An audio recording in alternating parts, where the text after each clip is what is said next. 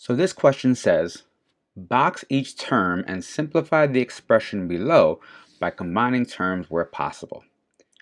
Before you can even do this, you need to make sure you understand exactly what a term is. So let's go over that first. A term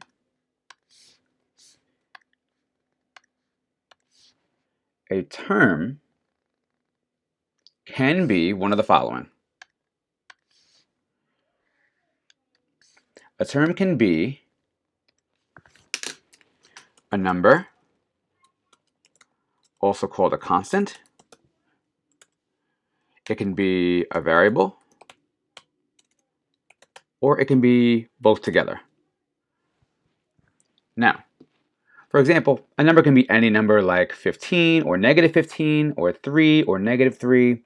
A variable is just a letter by itself, for example, G or E or X or Y, or a combination of both. Something just, for example, like -3W. That's an example of a combination of both a number and a variable. Now, when a number is by itself, it's called a constant. When a variable is by itself, it's just a regular variable. But when you have both together, you would just call it a term. Okay? But a term can be any of these three things.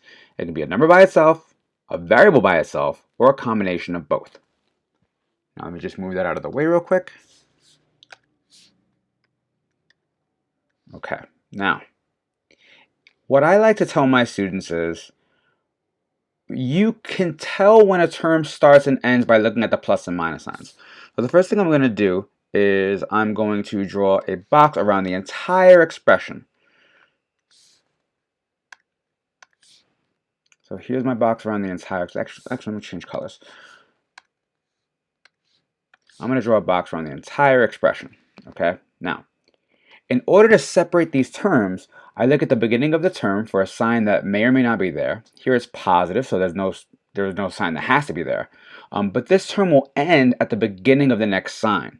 So I'm going to drop a line right before the minus sign. Okay, so that's going to be, our first term is this right here, positive 15. This minus sign will start the next term. And the next sign you see, if you cut that off, that is the end of the term before it. So this term here is -g. Now remember, when a variable is by itself, it automatically has the coefficient 1 in front of it. So let's just put a 1 there. So far we have two terms. Term number 1 is 15. Term number 2 so far is -1g. Term number 3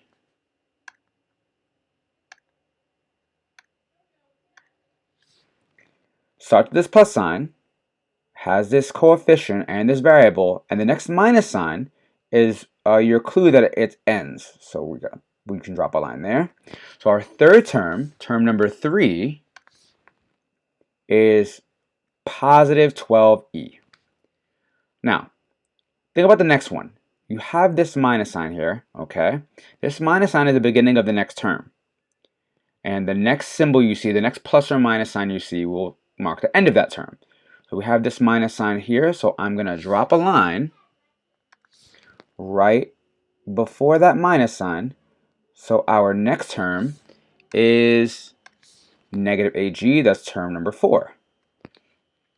Okay, so now I'm going to go again. I'm going to say, okay, this minus sign, okay, is the beginning of our next term, and the next plus or minus sign I see is going to be our clue to cut it off. And therefore, since we have this plus sign here, we drop a line right before it, and that means that this whole thing here is my next term, term number 5. Okay, let's do it again.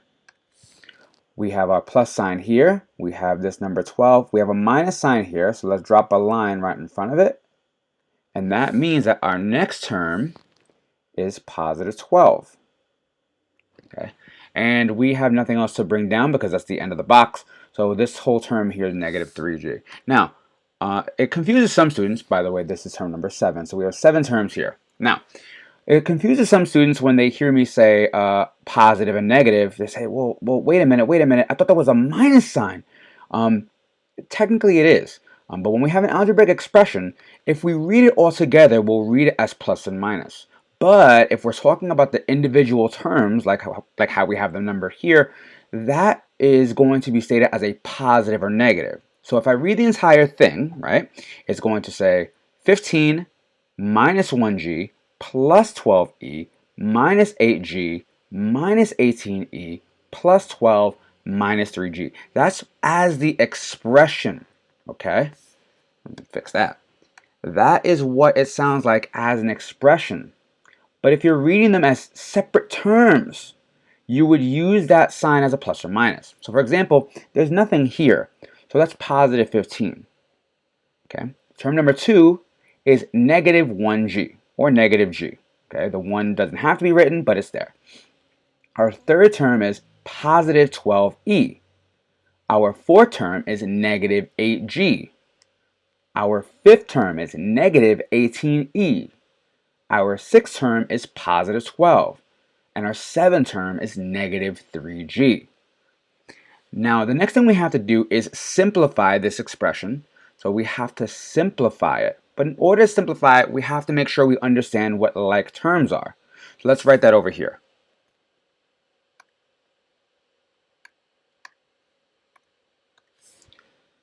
So let's talk about like terms. Like terms are terms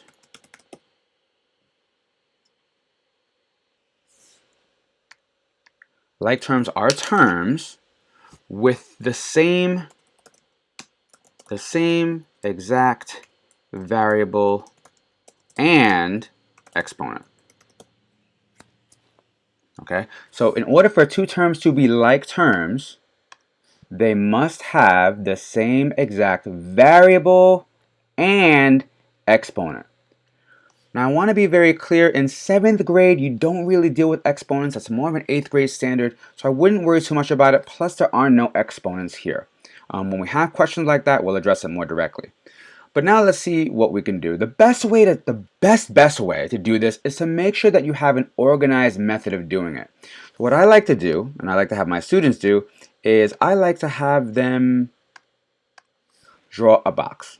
And in this box, they're going to make different columns for the different letters and numbers that they see. So how many letters do you see here? Now there are 7 different terms, but how many different letters do you see?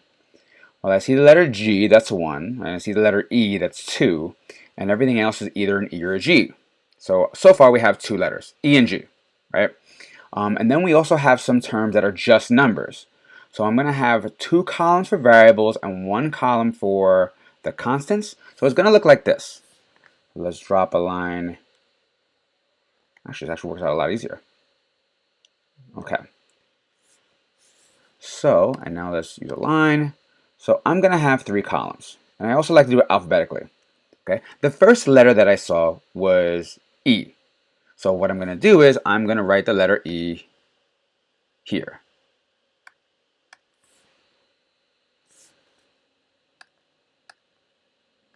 Okay, so this here will be for the letter, any terms here that have the variable E in it. Then here, I will do the same thing, but I'm going to do it for G this time. And this last column here is for just the numbers by themselves. And remember, like we said before, numbers by themselves are called constants. So this column is for the constants. Okay?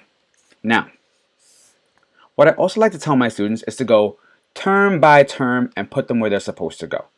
Okay? So, our first term is positive 15. So I'm going to cross it off and I'm going to put it here. Positive 15. Our next term is negative 1g. So I'm going to cross that off and I'm going to put it in the g column. So I'll write negative 1g. Our next term is positive 12e. So I'm going to cross that off and I'll put it in the e column. Positive 12e. I like to put the plus sign just so that we know that it's positive. And you'll see how beneficial that is later. So now we've got negative 8g. I'll cross off negative 8g and put it in the g column. Negative 8g. Negative 18e I will put in the e column. So I'll cross it off and say negative 18e. My sixth term is positive 12. That's just a constant, so I'll put it here. number 7, term number 7, is negative 3g, so I'll put that in the g column as well.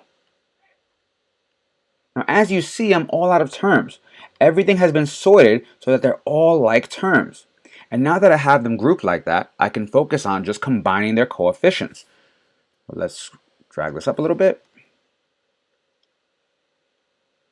Okay. So now we've got positive 12e. I'll even zoom in a little bit so that we can focus on just this. So now we've got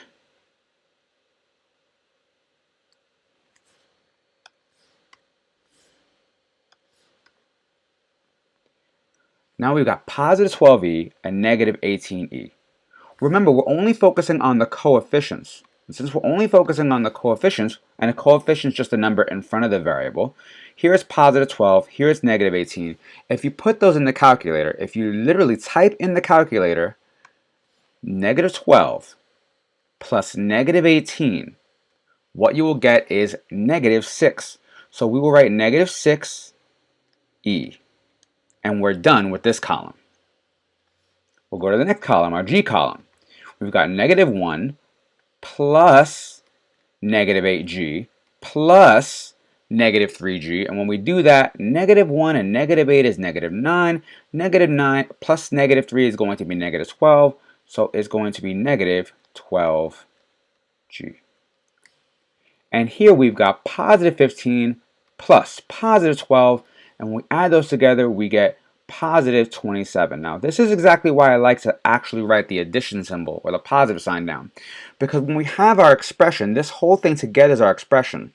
But we can't leave a gap here with no operator. And that's why it's important to bring down the positive sign. That positive also tells us that we're adding the term when we're talking about our final expression. So our final expression is right here.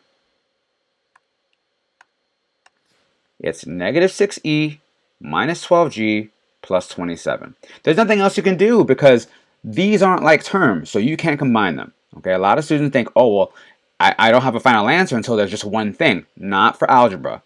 You can only do as much as you can. And in this case, we've already combined all of our like terms. All right, if you have any questions, leave them in the comments below, and I'll try and help you out. Have a great day.